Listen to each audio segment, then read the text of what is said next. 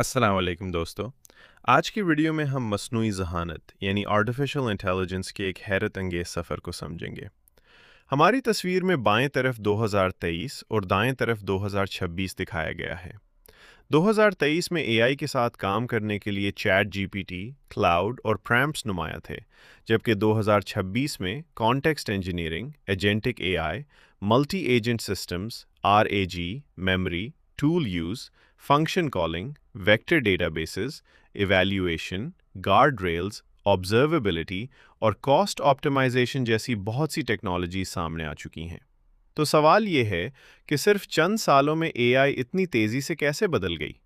आइए आसान ज़बान में समझते हैं। 2023 प्रॉम्प्ट का दौर।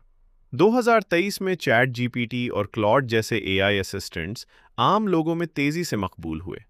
लोग एआई से सवालात पूछते, मजमून लिखवाते, तर्जुमा करवाते, कोडिंग में मदद लेते और मुख्तलिफ काम अंजाम देते थे। इस दौर में एक अहम स्किल थी प्रॉम्प्ट इंजीनियरिंग, यानी एआई को सही, वाज़ेह और तफसीली इंस्ट्रक्शंस देना। मसलन अगर आप कहें एक कहानी लिखो, तो एआई एक आम कहानी लिख सकती है। लेकिन अगर आप कहें कि एक बच्चे के बारे में आसान उर्दू में मोटिवेशनल स्टोरी लिखो और आखिर में सबक भी शामिल करो, तो एआई को ज़्यादा वाज़ेह कॉन्टेक्स्ट मिलता है और जवाब बेहतर हो सकता है। इसीलिए 2023 में बहुत से लोगों का ख्याल था कि एआई के साथ कामयाबी के लिए बेहतरीन प्रॉम्प्ट्स लिखना सबसे अहम स्किल है। लेकिन एआई का सफ़र यहाँ नहीं रुका। 2026 एआई इंजीनियरिंग का दौर। अब एआई सिर्फ सवाल का जवाब देने तक महदूद नहीं रही। एक जदीद एआई सिस्टम को ये समझना होता है कि कौन सा डेटा इस्तेमाल करना है, कौन सा टूल चलाना है, प्रीवियस इन्फॉर्मेशन को कैसे इस्तेमाल करना है, रिजल्ट को कैसे चेक करना है और गलती की सूरत में क्या करना है। यहाँ एआई इंजीनियरिंग अहम हो जाती है। Context engineering. कॉन्टेक्स्ट इंजीनियरिंग का मतलब है एआई को सिर्फ एक प्रॉम्प्ट देने के बजाय वो तमाम रेलेवेंट इन्फॉर्मेशन फराहम करना जो टास्क मुकम्मल करने के लिए ज़रूरी हो।